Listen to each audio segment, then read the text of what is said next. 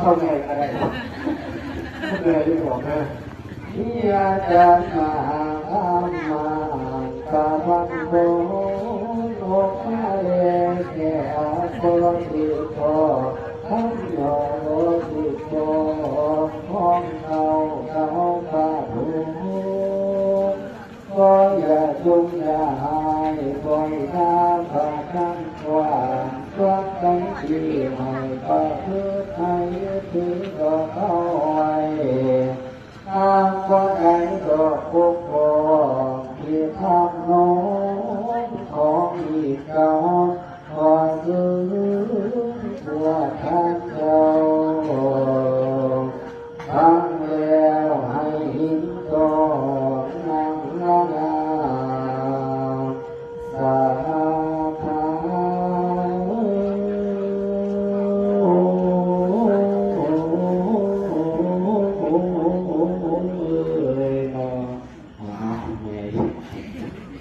บุญหลังสอง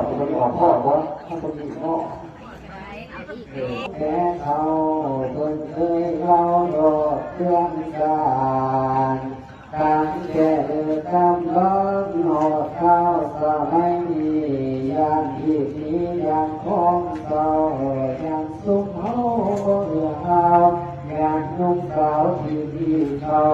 ที่มาเว้าเราเมื่อถึงก็สิอื่นอีกการนี้คำว่าจะอิตาเป็นภาษาไทยที่เข้าการบอกเอาไว้แล้วเอานำดอกผ้าใส่แม่มาว่าจะอีกหรือว่าอีกก็ได้หากสุดแท้แต่ที่แท้แต่หากเราให้การ